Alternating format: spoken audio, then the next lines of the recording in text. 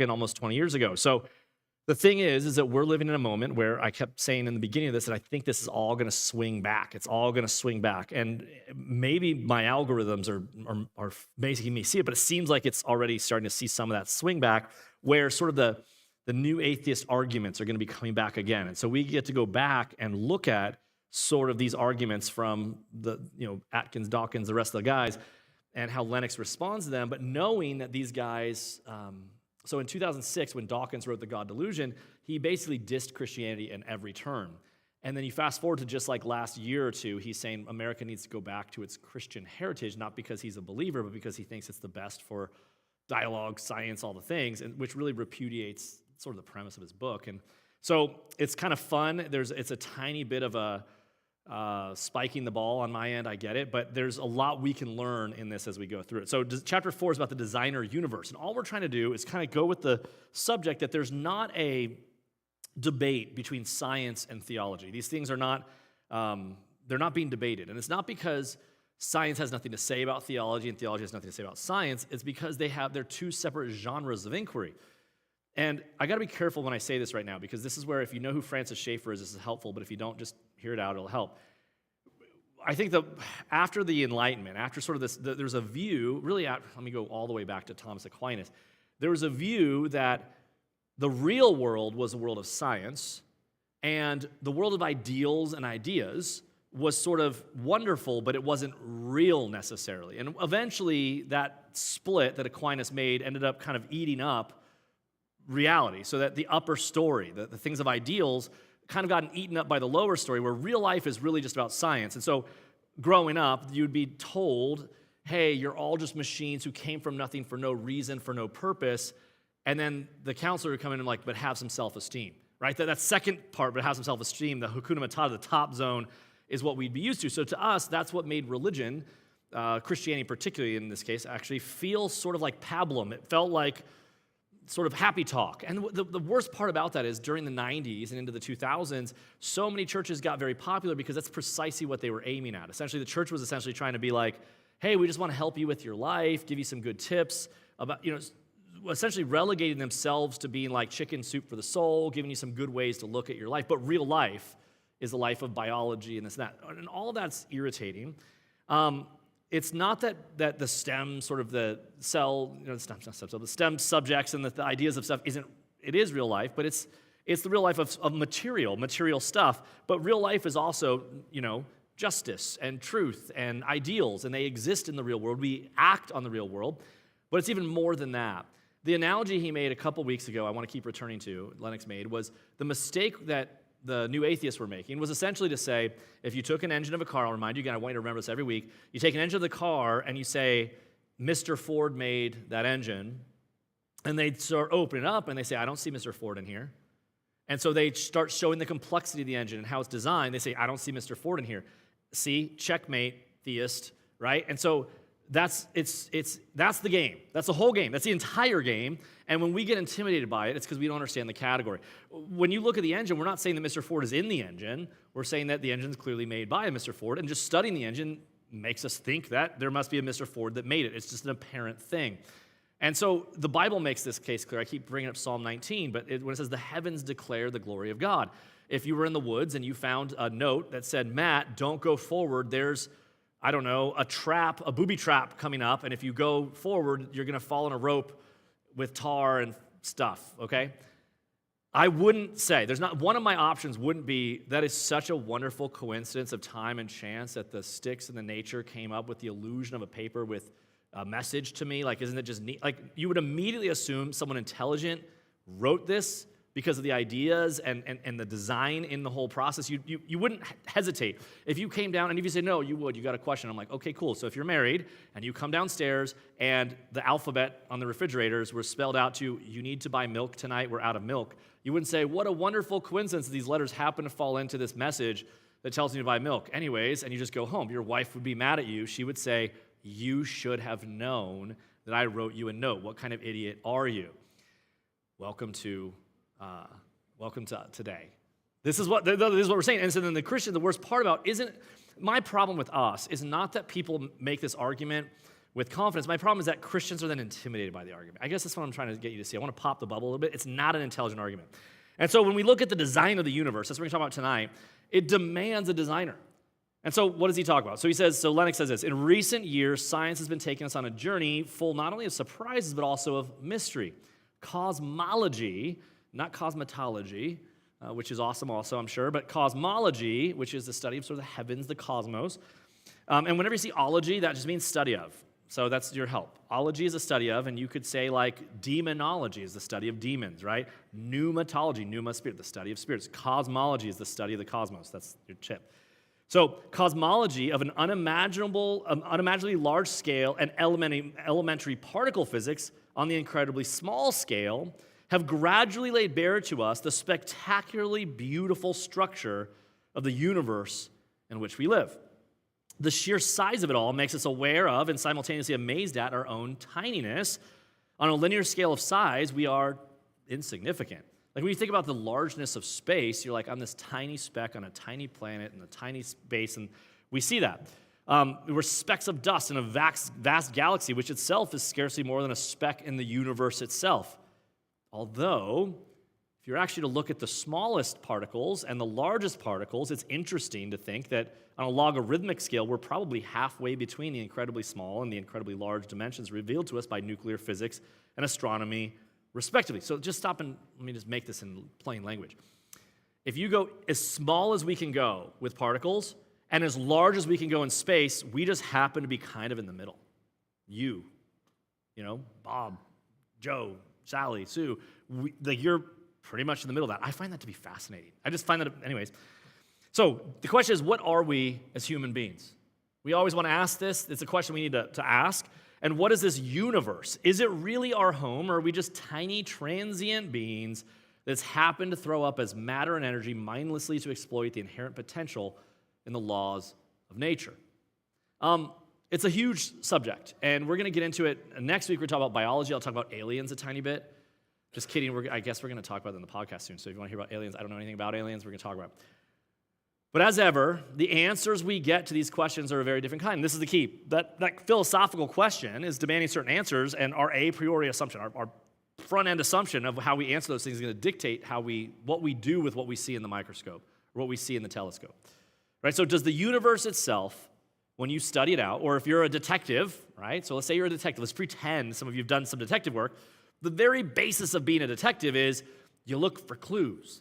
And those clues are probably not as obvious sometimes as you want, but I'm willing to bet that there's some pretty basic things you can look for. And I've heard from some people that criminals usually aren't always the smartest, and so it's not always the serial killer who's a genius trying to chase you and laugh at you and trick you that you're chasing. It's usually the guy that is maybe leaving his ID and doing it for doing dumb things, and you're like, man, I gotta find the clue to who did this. And well, it looks like someone dropped their ID with a fingerprint on it right there. You're like, the problem isn't showing what likely happened, it's proving it in a court of law or making it reasonable that these people could be convicted.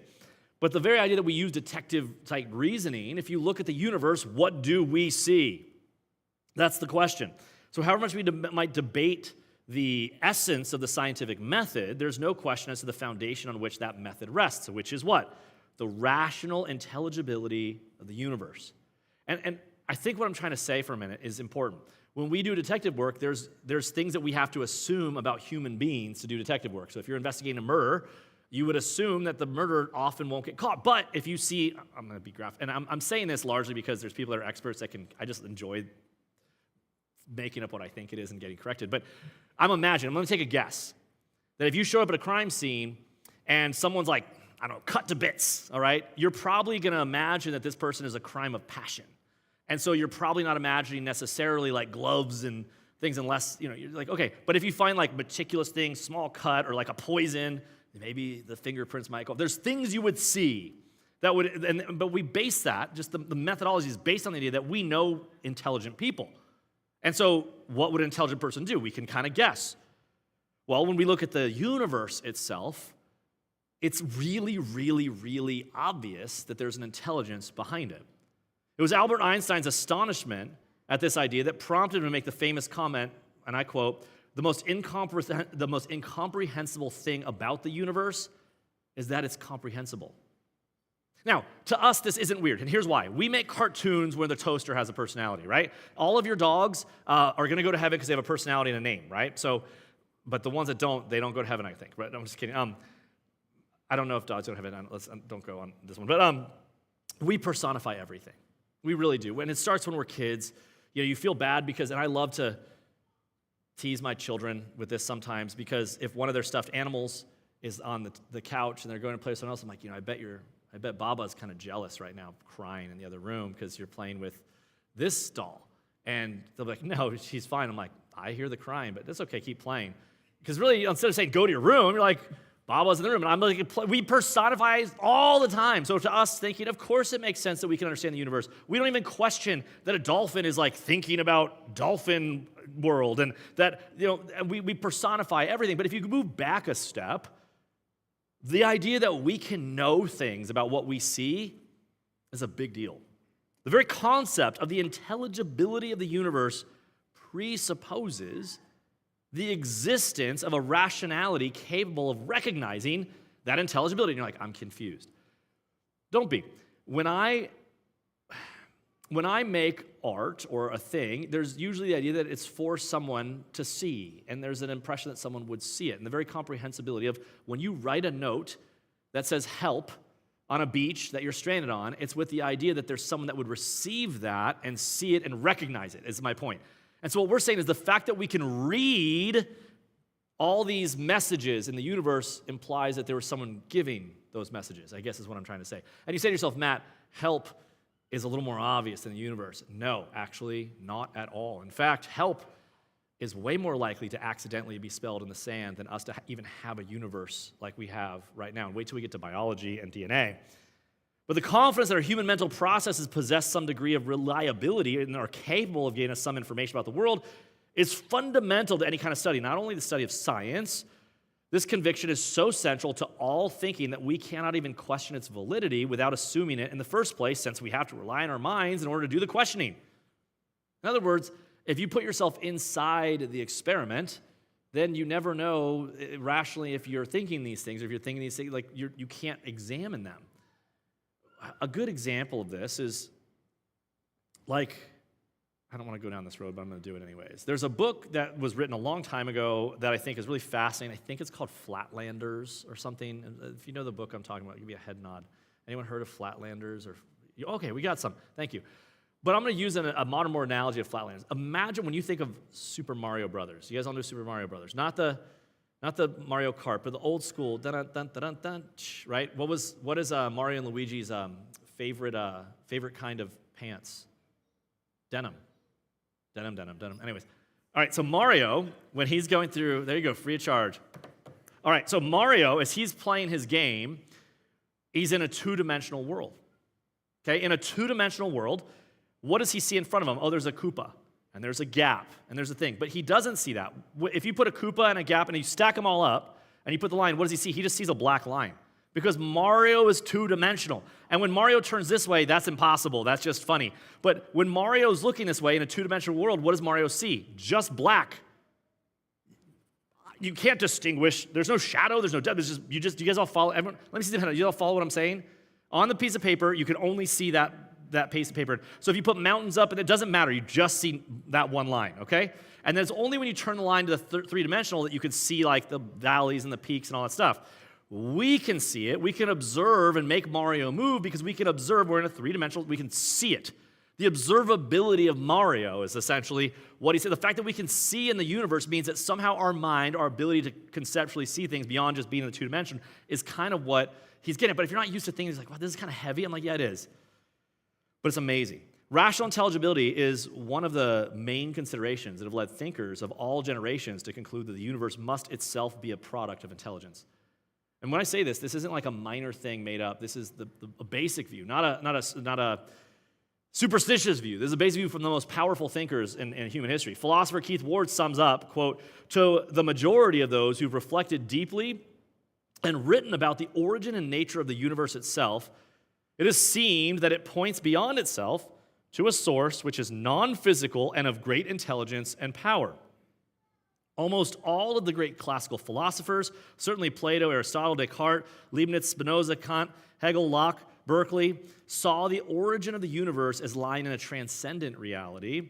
And they had different specific ideas of this reality and different ways of approaching it, but that the universe is not self-explanatory and that it requires some explanation beyond self was something they accepted as fairly obvious. And I keep saying this all the time, and I'm going to repeat it at the end. The universe looks designed. The argument from the abiogenesis evolutionists, the idea that came from nothing, is that it looks designed, but it's really not. But what no one can deny is that everything, the cosmos and all, looks designed. Like it's a fact. Everyone agrees it looks designed.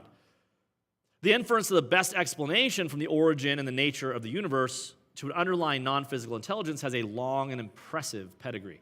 So when you say, I believe that there's a God and that the creation presupposes a creator, the blowing leaf presupposes the wind, the steam coming off the coffee presupposes the heat. We do this all the time. It makes sense that the effect, the universe, has a cause, the uncaused cause himself. For Albert Einstein, the comprehensibility of the universe was something to be wondered at. Quote, you find it strange that I consider the comprehensibility of the world, to the extent that we're authorized to speak of such comprehensibility, as a miracle or as an eternal mystery. Well, a priori, that means before you say anything else, your presupposition, one should expect a chaotic world which cannot be grasped by the mind in any way. The kind of order created by Newton's theory of gravitation, for example, is wholly different. Even if man presupposes or proposes the axioms of theory, the success of such a project presupposes a high degree of ordering of the objective world, and this could not be expected a priori. This is the miracle which is being constantly reinforced as our knowledge expands. In other words, the universe is so ordered that we can make predictions about what will happen. When you drive a car, it is based on people making predictions about how heat behaves and how, combustion happens and how friction happens. With words like, these are predictions. You never buy a car and say, sure hope this one works, right? We assume it when you get in airplanes. We say to someone that's scared of flying, and this is true. The reason you don't need to be scared of flying is that the chance of you dying in an airplane crash are significantly less than you dying driving your car, right? That's a big deal. How about shark bites? We swim with great white sharks all the time and say, well, yeah, but what's great even more is the chance of you getting bitten by a shark is to live in Arizona, right? Like that changes things even entirely. But you get what I'm trying to get to here. The basic argument that we're making is that the fact that that is not only intelligible, but it's intelligible in such a way with predictive power. Let me go back to that argument again. If I said to you, let's just say you're a crazy skeptic, like you're an egghead, pedantic, like brat, and you're at my house, and I come down, and you're, visiting, and the letters on the fridge say, hey, pick up some milk at the store when you come home. I'm like, oh, my wife must have written you a message, and they say, Matt, stop, it might not be your wife. There's only so many letters. The chance that could happen is possible. In all the multiverses, it's possible it just came out randomly. I'm like, well, let's do an experiment. I'll put the letters back and say, I'm going to be late. Let's see if there's a response. And so I come home later, and the letters say, you're in trouble, you're sleeping on the couch. Would we then think it's an experiment? Like the fact that it responds to us, the predictive power of our theory that we can actually say, okay, it's ordered, I've observed this order, now I'm going to predict that it's going to do it, tells you something about the intelligibility of the universe. For example, Newton's theory shows it's not only the fact that the universe is intelligible, which is amazing, it's the mathematical nature of that intelligibility, which is remarkable, which is to say that it's intelligible, like very, very intelligibly so. There's no mistakes. 1 + 1 = 2 is never like 1 + 1 most of the time equals 2. Like you can count on the fact that, and try it sometime. You say, Matt, that's not true. Sometimes there's a quirk or a dark hole or a multiverse. I'm like, cool, but try that when you go pay for something. I owe you $2, but I'll just give you 1 because sometimes 1 + 1 = 1. Like that doesn't work very well unless you're in the government. We tend to take the usefulness of mathematics as obvious because we're so used to it. But why? Right? If you go through, it's very striking that the most abstract mathematical concepts that seem to be pure inventions of the human mind can turn out to be of vital importance for branches of science with a vast range of practical applications. So, let me just give you an example. I'm terrible at math, but if someone said to me, hey, we need to make a building and it needs to fit and the degree of the wall has to be like 90 degrees or something, and I'm like, I don't know, just stack the bricks and hope it's 90. Like there's people that can tell you like what things you need to put in place with the rebar and the things you need to do to get like that building that you're structured in to not fall down. Like we rely constantly on very, very conceptual concepts that actually work. And you think about rockets and things that are happening. This is a big deal. In fact, I was with someone the other day, and he had his Tesla, and he said, watch this, and he just said something on his phone, and his car drove to him from the parking lot and pulled up. That's like crazy from what we were a while ago. That you're trusting that car's not going to hit someone. It's not going to hit you. It's not going to do anything. You're like, yeah, cool. I don't trust that at all. And that's because I'm probably more of a Luddite than I'd like to think, right? But a famous essay by Eugene Wigner, a Nobel laureate in physics, in which he wrote, quote, "The enormous usefulness of mathematics and the natural sciences is something bordering on the mysterious, and there is no rational explanation for it. It's an article of faith." What he's saying is interesting. The relationship between mathematics and physics goes very deep, and it's very hard to think of it as some random accident, that these things it's true. In other words, what you learn in mathematics should also be true in physics, which should also be true in cosmology, which should also be true in biology. There certainly seems to be an order that is holistic across all things. What do I mean by that? Like if I came in and I went to an art museum, we talk about creation, right? You come into an art museum and you go to modern art section, right? And what do you see? You see like cubism, and you see like people like looking like squares, and you come over here and you come into like a realism art, and what's the chance that the same artist did both? Well, not as high, right? Because one room is cubist and the other room is realist, okay? You'd say there's two different artists. What we find in the universe is an intelligibility of a same hand across all disciplines. And I've told this analogy before, and I'm going to lose my own time, but I can't help it. Not only is this a big deal, but it was the first miracle that I've talked about before of Jesus, when he turned water into wine. It's such a weird miracle. It's the first miracle that Jesus performs to declare his glory. And you're thinking, if God wants us to believe he's God, turning water into wine is one of the weirdest things to do. None of us are like, man, I'll only believe God if he makes his water wine, unless you're like a drunk person. I can't imagine that being like the first thing you want. Like, man, it'd be so cool if this was wine. He's like, oh yeah. Like, normally it's like, you want to prove you're God? Go bazzow. No superhero movie starts where the superpower is like, and you can turn water into wine, right? You swinging on mountains. Like, none of it is, like, turning water into wine is not impressive. That'd be like saying my superpower is I can make all dollars into change in your pocket. It's small, but what is the point of the miracle? And C.S. Lewis talks about this a little bit, but when Jesus turns water into wine and the man drinks it, the feast says, this is the best wine, the miracle is not that Jesus did something out of creation. The miracle is that what Jesus did was showed himself to have the fingerprints of the Creator itself, because every wine glass you ever drink used to be water. The water, the grapes, the whole thing, the process of fermentation. What Jesus did in turning water into wine was doing something that happens in a natural process, just did it all of a sudden. In other words, he's like, hey, that thing that you like, I'm the one that made it, check it out. There's sort of a calling card to his fingerprint on it that's just spectacular, but I digress. This idea, Professor of Mathematics Sir Roger Penrose, FRS, whose understanding of that relationship is unquestioned, has this to say about it. Quote, "It is hard for me to believe that such superb theories could have arisen merely by some random natural selection of ideas, leaving only the good ones as survivors. The good ones are simply much too good to be the survivors of ideas that have arisen in a random way. There must be instead some deep underlying reason." What he means is there must be some deep underlying order for the accord between mathematics and physics, end quote. Certainly, science itself cannot account for the phenomenon. Why? Because, in the words of John Polkinghorst, quote, "Science does not explain the mathematical intelligibility of the physical world. For it is part of science's founding faith that it is so." It just is assumed, in other words. It has to be assumed. It has to be something you believe in. We cannot fail to note that here we have two leading scientists, Wigner and Polkinghorst, explicitly drawing our attention to the foundational role that faith plays in science. And when he says faith, we're like, what? That comes as a surprise, even a shock.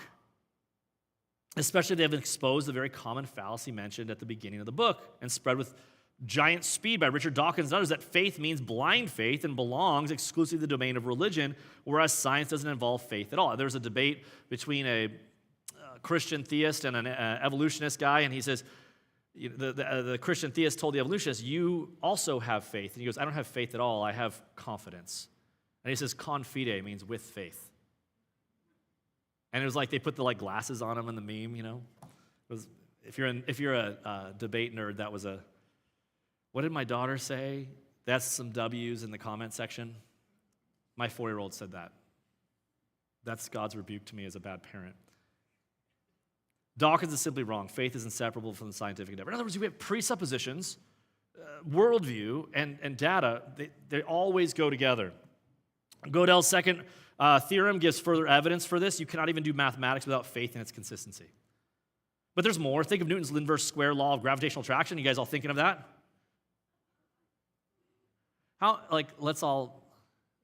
Does anyone know this? Newton's inverse square law of gravitational attraction. You're afraid because I'm going to call on you. There's a big, let's just all admit we're dumb. We don't know stuff. We're like, yeah, I've heard of Newton. Gravity, I know gravity. It's okay, but I'm going to say the words for a minute. We're so familiar with it as an explanation, essentially, for how planets orbit the sun. The basic idea is heavier things tend to pull in lighter things. That's basically the idea. And so the heaviest thing tends to pull the lightest thing. And the problem with some of these ideas is how, when orbits, remember when Newton was talking before that, people are oh, well, everything orbited around the world. And we said, well, it doesn't, when you look at the sun and the sky, it's not looking like it's orbiting around the world. It's not in a circle. It's more elliptical. I think that we're orbiting around the sun. And that was a crazy thing. That's the Galileo stuff. That's the whole point. But the argument is, well, no, we're the center of everything. He's but the reason for his confidence was, if there is a God and he made everything, then the numbers should match up. It's not 1 + 1 = 2 all the time. The circle's not making a circle. He's it wouldn't make sense if we're the center because God is intelligible. And so it's because he believed in God that he rejected heliocentrism. That's, okay, whatever. But the whole point is it betrayed our belief that what happened today will happen again tomorrow. The idea that it's going to continue that way. And then we've talked about this idea, but it's the induction in philosophy, the problem of induction in philosophy that was memorably illustrated by Bertrand Russell in his story of the inductivist turkey. And this is so true, not just for science, it's true for how we view all kinds of change. But the hero of the story is a turkey that because it had been regularly fed in the days preceding Christmas, it reasoned that it would be fed every day. Well, someone comes to him and says, hey, turkey, one day you're going to get slaughtered. What are you talking about? I've been here for 3 months, which is most of my life already, and I've been fed every single day. Things are going to keep going the way they're going. That's what people say when the Christians say, well, Jesus is coming back. Things aren't going to stay. One day he's coming back. No, things are going to keep going the way they're going. That's what Peter talks about. It's things are going to stay the way they are until Christmas Day. And for a split second, at least, it might have revealed to it just the perils of induction. Paul Davies comments, just because the sun has risen every day of your life, there's no guarantee that it will rise tomorrow. Well, if you believe in God, there is, because God said this fixed order will not depart. The belief that it will, that there are indeed dependable regularities of nature, is an act of faith, but one which is indispensable to the progress of science. If you don't believe that it's going to act the same way tomorrow, then what's the point of your dumb study then? Right? This aspect, if you, look, science without the idea that you'll make it every time is the equivalent of you saying, hey, if I can make this basket with this thing, I should ask that girl out, and she'll say yes. And you make it. Well, I guess it's true. The chances that it's related to that thing are so much less likely. I mean, I'm sure there's some relationship because it means that you're good, but this aspect of the rational intelligibility of the universe is often referred to as the principle of uniformity of nature. It's an article of science faith. You have to believe it to do science. There's no science that proves it. You have to assume it to even do it in the first place. Unfortunately, the two ideas that all religious faith is blind faith and that science doesn't involve faith at all are so deeply ingrained in the new atheist psyche and in ours. We think science means no faith.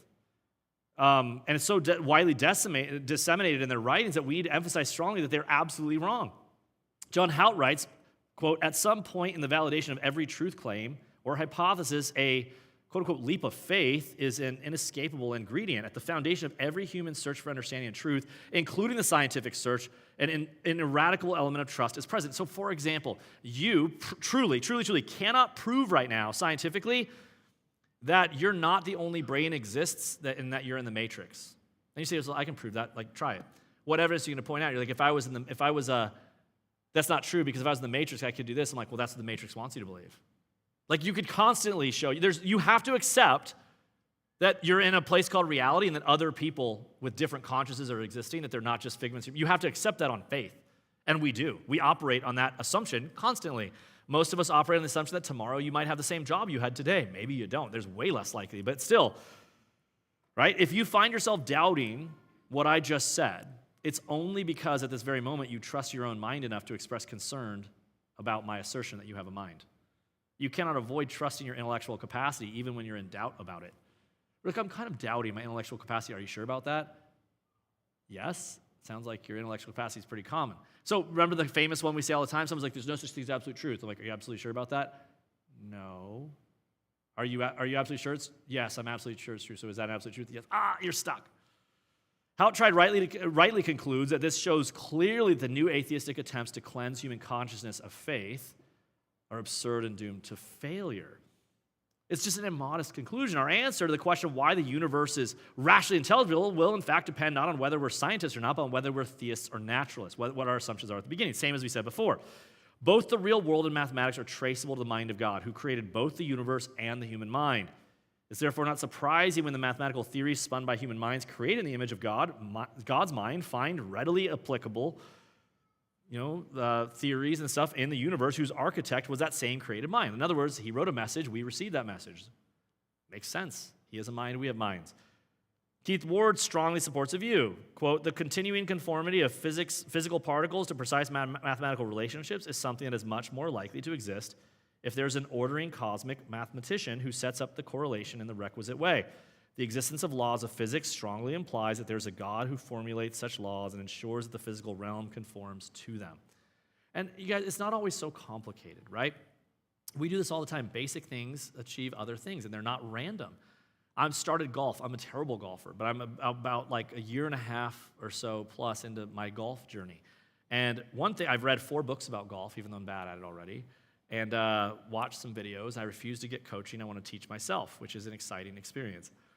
But the golf swing is essentially, in my view, now I'm not a smart man, but I study things, and it's basically like setting up dominoes. The whole point of the swing is setting up the dominoes so that they fall a certain way. It implies not only intelligibility of the universe, but intelligibility of my body. And that's not my mind. Like that when you eat, you don't often miss the fork and hit your face, right? Like there's an intelligibility to the proprioceptors. Just think, how often have you accidentally stabbed yourself through the back of the face with a fork? Is that a fear many of you have? You're taking sharp objects and putting it towards your face. Some of you put contacts in. I did that for a while. You're touching your eye.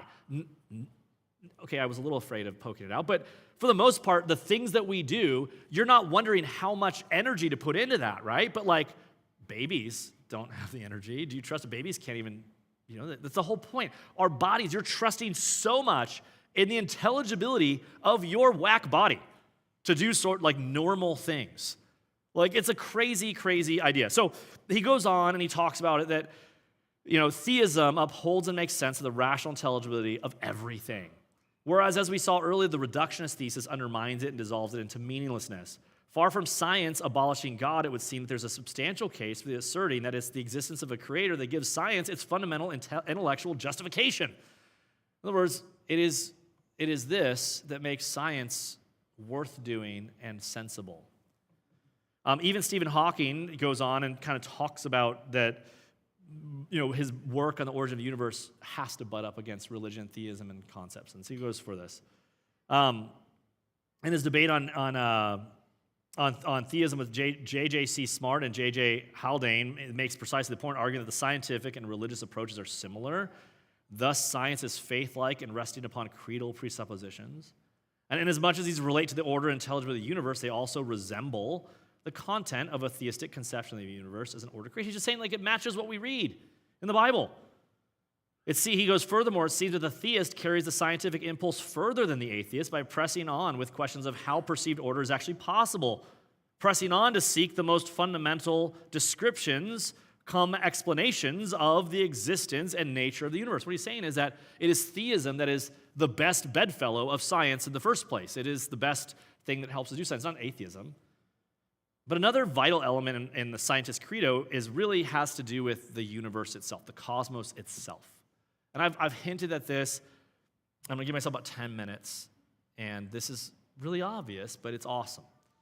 The big debate right now is the idea that is the universe just something that's self-evident, that we could just take for granted, right? And if we do, it's a pity, because one of the fundamental problems of philosophy is, why is there a universe at all? Why is there something rather than nothing? And there's some scientists and philosophers who think that we shouldn't even ask the question. They say, for them, there's not even a point in looking for a reason for the existence of the universe, since according to them, there simply isn't a reason. Their view is that since any chain of reasoning must start somewhere, we might as well start with the existence of the universe. So what they're doing, this is actually interesting. What they're doing is trying to find a validation to do science that's not based on God. They're basically doing what Descartes did. So Descartes was a Christian trying to talk to non-Christians without using Christian presuppositions. And so how do you talk to a non-Christian about existence? And he says, well, he'd say, I think, therefore I am. Unfortunately, that's not even the best answer because, we'll get it. But same with what the scientists are saying is like, well, the universe just is. We'll just start there. The problem with this idea, they said we can't go back before that chain because then we'd have to imply God. They all know it. Echoing Bertrand Russell, E. Triton writes, quote, our universe is simply one of those things which just happens from time to time. I heard a chuckle, and you should all chuckle. This is worth laughing. If I had a laugh track, we would hit it like Seinfeld. Ha, ha, ha, ha. Like that is absurd. However, the kind of answer that says that the universe just sprang into existence sounds about as scientific as answering the question why apples fall to the ground by saying they just do. It's like an exasperated parent when your kid, because that's what I was like that with my parents when I was a kid. Hey, Mom, why is this? Hey, Mom, why is that? Hey, Mom, why is this? It's like, it just does. I guess that's true. Why do they say it just does? So you'll stop asking questions. That's the whole point. In addition, it would be distinctly odd, as Keith Ward points out, to think that there's a reason for everything except the most important item of all, that there's an existence of everything in the universe itself. And others maintain the universe is self-explanatory. For example, Peter Atkins believes that space-time generates its own dust in the process of its own self-assembly. Let me say it again when he says, I want you to hear it, and what I want you to do is I want you to hear this as, like what I just said. How many of you kind of like glazed over for that sentence? A little bit. Excellent. That's the point of it. It's obfuscating. How many of you think obfuscating is ironic? Because obfuscate means to hide the truth with like complexity. He's saying space-time generates its own dust in the process of its own self-assembly. It is the most unscientific thing in the world. In fact, he calls it the cosmic bootstrap theory, referring to the self-contradictory idea of a person lifting himself up by pulling on his own bootlaces. It's the equivalent of saying, I figured out how to solve the electricity crisis. You just take that cord, that power cord, and you just plug it into itself. Duh, electricity. Right? That's his whole point. That's how we got the universe. He's like, see this plug? But he has an accent, so it works. Actually, Peter Atkins doesn't. But Keith Ward is surely right to say that Atkins' view of the universe is as blatantly self-contradictory as the name he gives to it, pointing out that it is logically impossible for a cause to bring about some effect without already being in existence. Stephen Hawking, on the other hand, seems to agree. He goes basically, why does the universe go to all the bother of existing? Is the unified theory so compelling that it brings about its own existence, or does it need a creator? And if so, does he have any other effect on the universe? And his whole point is the universe isn't self-generating. It must be brought into existence by someone, something, some mind. But Paul Davies says something similar. He could say there's no need to invoke anything supernatural in the origin of the universe or life. I've never liked the idea of divine tinkering. Listen to this. Quote, for me, it's much more inspiring to believe that a set of mathematical laws can be so clever as to bring all these things into being. But listen to this again. It sounds smart. In a room full of turtleneck people, they'll be like, for me, it's much more inspiring to believe that a set of mathematical laws can be so clever as to bring all these things into being. Again, let's be silly for a moment. Imagine, it's strange that a scientist of Davy's standing is prepared to decide how things start on the basis of like or dislike, first of all. I kind of like this idea, like Pepsi or Coke. I prefer it. It's no better than someone who says, I like to think there are fairies at the bottom of my garden. Furthermore, he's here ascribing intelligence, if not personality, to a set of mathematical laws. So instead of saying nature with a capital N, he's saying math with a capital N, that math itself is actually doing things on purpose. Rather than being a description of things, it's actually doing things. Again, the biggest problem with this AI thing where they have the chatbot room is it's stupid. If you fall for it, you miss last lesson. If you don't know what I'm talking about, go back to last week, listen to it. Okay. But the basic idea is that he's believing there could be intelligence in the basis he finds in math is inspiring. What wishful thinking is this? Newton's laws, for example, can describe the motion of a billiard ball. But it's the cue wielded by the billiard player that sets the ball moving, not the laws. The laws help us map the trajectory of the ball's movement in the future, but they're powerless to move the ball, let alone bring it into existence. And if one dares say so, the much maligned William Paley, as said so much long ago, speaking of the person who had just stumbled on a watch on the heath and picked it up, he says that such a person would not be less surprised to be informed that the watch in his hand was nothing more than the result of the laws of metallic nature. It's a perversion of language to assign any law as the efficient operative cause of anything. A law presupposes an agent. In other words, when you take math, you don't just say, hey, I need to build this building, and I come up to you with a paper full of math problems. There's your building. No, those are the plans. Someone has to actually do the plans. No, that's the plans. This will just put it on the ground. It'll generate itself into a building. That's what they're saying. You make the plans for the building, just put them on the ground, and a building will pop up. Like Minecraft or something. I don't even think it works in Minecraft. I don't play Minecraft, but a law presupposes an agent, for it's only the mode according to which an agent proceeds. It implies a power, for it's the order according to which that power acts. Without this agent, without this power, which are both distinct from itself, the law does nothing. It is nothing. That's why I keep going back to the ChatGPT I talked about last week. It's just a program. It has no desires.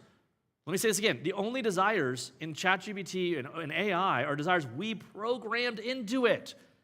It does not self-generate ideas and desires that we didn't put into it. In its programming, we say, well, I want you to learn this. Well, it'll start learning things that direction because we put the ball in motion. We hit the cue ball. And so, yes, we can predict it might do things. And with AI, we kind of are being surprised by the things it's doing, but we're putting the cue ball in motion. In the world in which most of us live, the simple law of arithmetic, 1 + 1 = 2, never brought anything into being by itself. It certainly has never put any money into your bank account, right? If I first put $1,000 in the bank and then later another $1,000, the law of arithmetic will rationally explain how it is that I now have $200. I have one apple, and now I have two apples because I took another one apple, and so what is that? 2 apples. But you still need apples. It's a description of something. 1 + 1, what? 1 what? Just one. I have one. Like a birthday candle? Well, that'd be a birthday candle. Right? There's an object. It is a descriptor. It's a language. But if I don't put any money in the bank myself and I simply leave it to the laws of arithmetic to bring money into my bank account, I'm going to stay bankrupt, okay? Theories and laws simply don't bring anything to existence. The view that they nevertheless somehow have that capacity. Now listen, this is what I'm going to get tonight. If you're like, Matt, you said a lot of things, it's interesting, but I'm not going to remember it in 2 seconds. Fine. Remember this. Any theory or law that they're presupposing brings things into existence is a desperate refuge. There's a desperate reason for them to do that, right? It's hard to see what else it could be but a refuge from the alternative possibility contained in Hawking's final question cited above. Does it need a creator? And they cannot have that, and so they have to take refuge in it just popped into being.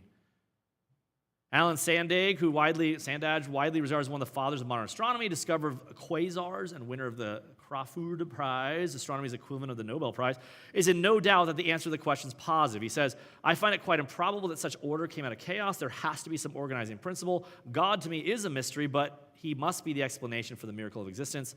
Why that there is something rather than nothing. But the question, really briefly, of the existence of the universe is regarded as logically distinct from the question of whether or not the universe had a beginning. Whether the universe had a beginning or not is a question of central importance to the history of thought. And it's connected with questions about the nature of ultimate reality. For if the universe had no beginning, it's eternal. And one might argue that it's simply a brute force of existence, right? On the other hand, if it had a beginning, it's not eternal and therefore not ultimate. In other words, if the universe itself is an effect, if it's changing, if it's growing, shrinking, moving in some way. If the billiard ball is moving, it's not just is, then it's not the table. Something affected it. And that's the big question. Much of the modern scientific era following Copernicus, Galileo, Newton, belief in general reverted to the idea of a universe that is infinite, both in age and extent.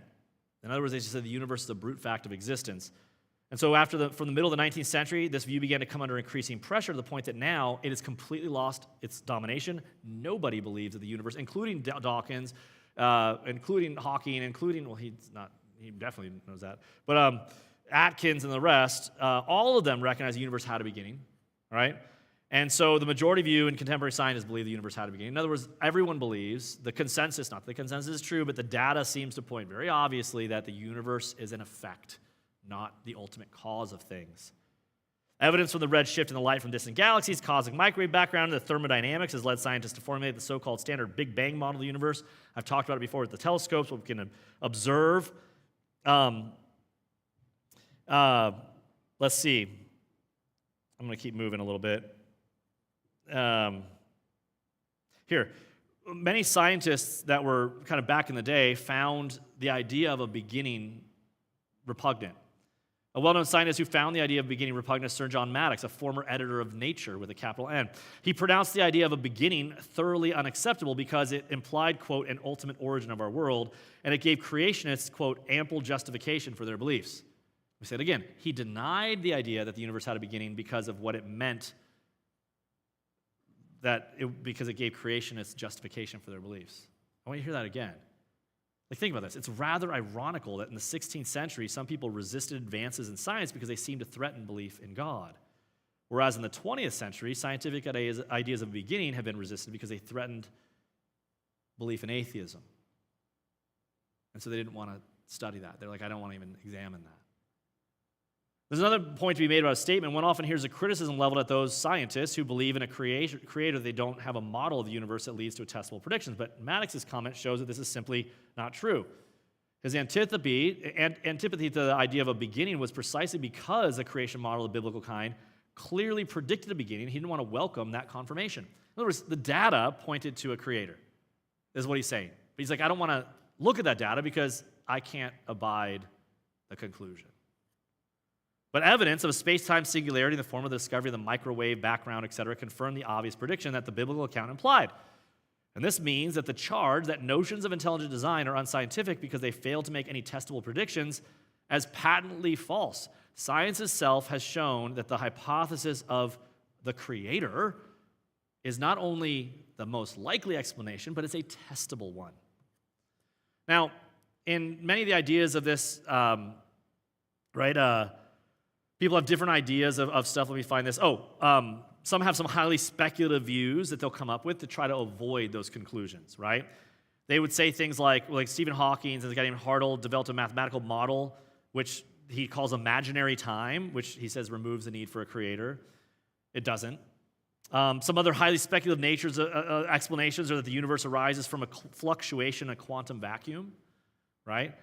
There's a guy who wrote a universe from nothing, and he said the universe came from nothing. Creationists think it had to come from God, but that's not true. It came from nothing. You go, see, nothing is a vacuum called nothing that made everything. We're like, well, that's just something that you renamed. And the question is, where did that vacuum come from? You're still stuck. You just kick the can down the road. But more importantly, again, like we said, Hawking admits in real time the universe must have a beginning, and an end in singularities that form a boundary to space-time at which the laws of science break down. What he just said is fascinating. He goes, we can come up with a thing called imaginary time. What he means is we can come up with a God named imaginary time. That's what we're going to name our God. But in the real world, the universe is an effect that had a cause. This is big. What I'm trying to push back on is the arrogance that Christian, you're some backwards rube that doesn't know anything. It's a remarkable consensus of opinion that the universe had a beginning. And attempts to argue that the universe is just a self-explanatory thing is self-contradictory, right? The more we get to know about our universe, the more the hypothesis that there's a creator God who designed the universe for a purpose gains in credibility as the best explanation of why we are here. In other words, it takes more faith to deny that than to believe it. Charles Townsend won the Nobel Prize for Physics in 1964 for his discovery of the maser, or the forerunner to the laser. Writes, quote, in my view, the question of origin seems to be left unanswered if we explore it from a scientific point of view. Thus, I believe there is a need for some religious or metaphysical explanation. I believe in the concept of God and in his existence. He has to, is what he's saying. Now, all this is true. I'm not going to spend much time on this, but when you get down, not just what kind of evidence, cosmologically speaking, the fine-tuning of the universe is one of those things, right? When we start looking, and a bunch of avenues tell us how intricately fine-tuned our universe has to be to sustain life. Recent research has shown that many of the fundamental constants of nature, from the energy levels in the carbon atom to the rate at which the universe is expanding, have just the right values for life to exist. If you change any one of them just a little, and the universe would become hostile to life and incapable of supporting it. The constants are precision-tuned. And it's a fine-tuning that many scientists and others think demands an explanation. Many scientists, there's a book written about 50 scientists who became creationists just from studying biology and cosmology and physics. They were like, there must be a creator, and they became Christians. I think it's called Why 50 Scientists Believe in God or something, I don't know. But that's old. But for life to exist on Earth, there has to be an abundant supply of carbon, and you get down to like the idea that the right amount of it, the right tolerances of carbon, the right ratio of, to balance it all out, to have stars that are both big and small, that like distances from the sun and the rest. To get an illustration of how astronomically small the chances are for these things to happen, Davies used an illustration. Basically, he says, take a marksman, a normal marksman, and we have some good marksmen in this church, so take a really good marksman, and he has to hit a target. And you're like, okay, I can hit a target from far away. Some of you are like, I can hit a target. Can you hit an apple on the top of someone's head? I think I can do that. Okay, how about this one? All right? What you need to do is hit a coin at the far side of the observable universe, 20 billion light years away, with your rifle. If we find that difficult, imagine how about this one, right? This is astrophysicist Hugh Ross gave this. He says, if you cover America with coins in a column reaching to the moon, right, 380,000 kilometers, or 236,000 miles if you're normal, then do the same for 1 billion other continents of the same size. And then, out of all those continents with all those coins, paint one coin red and put it somewhere in one of the billion, and then blindfold a friend and ask her to go pick it out. And the odds of her picking out the right coin are the odds of our universe having the things that we have in it for there to be life, for everything to sustain itself. These are scientists, these are not Christians necessarily even talking about the mathematical probabilities here. He goes, the problem is we're in a realm of precision far beyond anything achievable by instrumentation.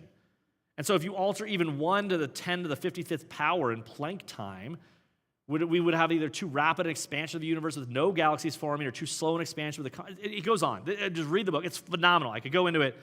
I won't. But just like you could have a universe with high entropy versus low entropy, to have the right amount of entropy for us light, like everything has to be perfectly, it's more perfect than the alphabet on your thing. By orders of magnitude, perfection. Now imagine you come down and someone not only put the thing on there, but painted the Mona Lisa and built all the stuff, and they built an entire structure. Like, no one walks into Trump Towers and is like, this is a fun thing that the trees accidentally look like a tower. Like, this is absurd. One guy said his calculations led him to the remarkable conclusion that the creator's aim must have been accurate to 1 part in 10 to the power of 123. That is 1 followed by 10 to the 123rd power zeros, a number which would be impossible to even write out in the usual decimal way, because even if you were able to put a 0 on every particle in the universe that exists, there wouldn't be enough particles to give you enough zeros to show how impossible it is. Let me just sum it up. The impression of design is overwhelming. Here's the problem. Why deny it then? Right? Like, why deny it after all these things?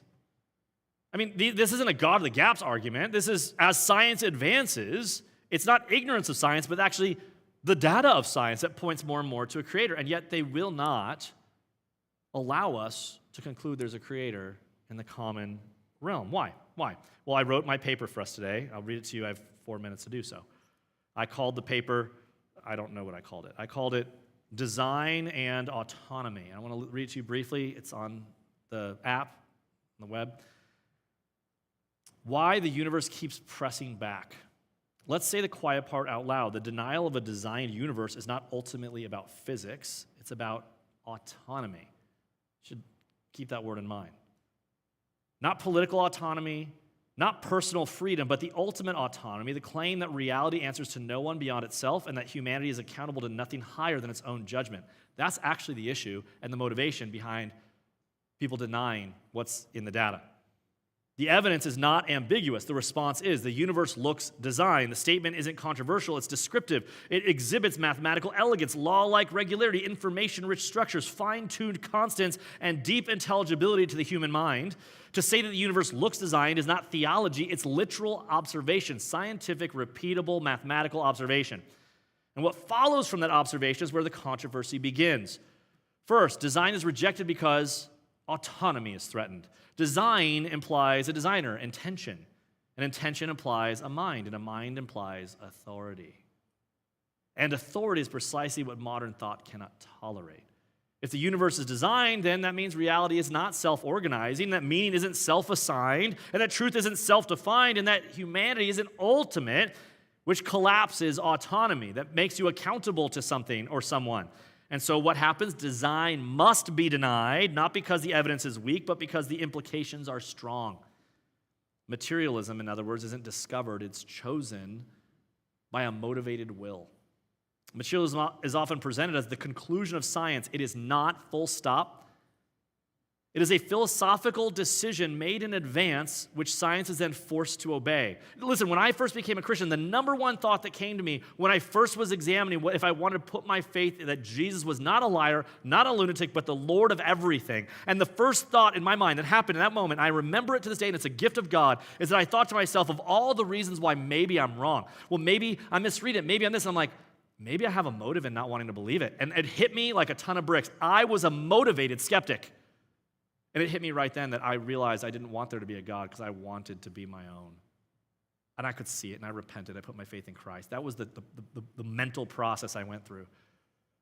I wasn't a scientist or anything, but I had the same motivations. The rule's simple. No explanation may appeal to anything beyond matter, regardless of where the evidence leads. We're all willing to assume we're machines, that we're just animals so that we can do what they do on the Discovery Channel, as one song once said. That rule isn't scientific, it's metaphysical autonomy disguised as method. And once that rule's in place, the outcome is guaranteed. Design must be explained away, and purpose has to be reduced to illusion, and mind must be flattened into chemistry, and meaning must be redefined as preference. And here's the key, not because data demands it, just the opposite, but because autonomy demands it. And so, chance is invoked. Not because it explains anything, but because it might absolve the problem. Chance allows us one thing above all. No one meant this, and if no one meant it, no one can command or judge or define or demand worship. And so what do we do to get out of the conclusions? Well, we invent things like the multiverse. The chapter you just went to talks about that. I'd urge you to go back. But it does the same work, just with more complexity. It multiplies unseen realities to preserve one cherished belief. Ready? We're still on our own. We're still our own God. It's not scientific economy, it's an existential necessity. And we have to press the issue because every worldview must answer to reality, and we have to ask the most basic question, as I talked about last week. Is it possible that the universe looks designed because it is designed? And this is not a religious question. It's a scientific and rational question, because if the universe appears ordered, operates by intelligible laws, is fine-tuned for life, is mathematically describable, is comprehensible to rational minds, then design must remain a live explanatory option at the very least. But to remove it a priori, before you even do science, is giving up the game. That is a refusal and a motivation. I want you to see it. To deny that the universe looks designed is to cease to do science at that point. It's to acknowledge that it looks designed, but to forbid design as an explanation, and that's basically violating scientific integrity. And the question has to be asked, why is this one explanation uniquely excluded? The answer, again, is autonomy. Design is excluded because it points beyond us, and it says we didn't make ourselves, we don't define reality, we're not the measure of all things, we are accountable. And that's intolerable to the modern self. How dare you say I'm not what I declare myself to be? The denial of design is not neutrality, it's literal rebellion, and it started back in the garden. According to Genesis, the fall wasn't ignorance, it was the pursuit of autonomy. What was the temptation? You can be like God without God. You can define good and evil for yourself, and you can determine reality on your own terms. You can answer to no one. You can be ultimate. And the first sin was not eating fruit. It was claiming autonomy from God. And what we see, once again, in the scientific denial of these things is the garden all over again. We will explain the world without reference to God. Not because God's absent, but because he's unwanted. And never forget what happened when he came and what we did to him. Autonomy can't survive the rocks of reality. And here's where worldview breaks. If autonomy is true, reason has to arise from the non-rational. Meaning has to arise from the meaningless. Morality has to arise from indifference. And truth has to arise from chance. And mind has to arise from mindlessness. And yet we're asked to trust our reason and affirm truth and defend justice and practice science, aren't we? Autonomy, in other words, borrows everything it needs from the very God it denies. And this is where Schaeffer would say the worldview cannot live in the house it builds because reality keeps pressing back. The evidence demands a rational source for rational laws, an intentional cause for fine-tuning, a mind behind intelligibility, and authority prior to autonomy. Autonomy refuses this, not because it's false, but because it's costly. Because design means you're not God. And so we end where the question truly lies. The issue is not whether the universe looks designed, it does. The issue is not whether design explains the data, it does. The issue is whether we're willing to accept the loss of autonomy that it demands. The denial of design is not scientific courage, it's spiritual cowardice. And the universe, ordered, rational, intelligible, and finely tuned, continues to declare against it every single day. The heavens truly do declare the glory of God, because autonomy is a lie and reality does not cooperate with lies for long. Let's pray. Thank you, God, for this truth. Help us to be bold about your magnificent creation that shouts your name. Father, we're the ones with a tongue and lips and the ability to speak. I pray we would use our words to proclaim your glory in every field. We praise you in Jesus' name, amen. We'll see you next week. God bless.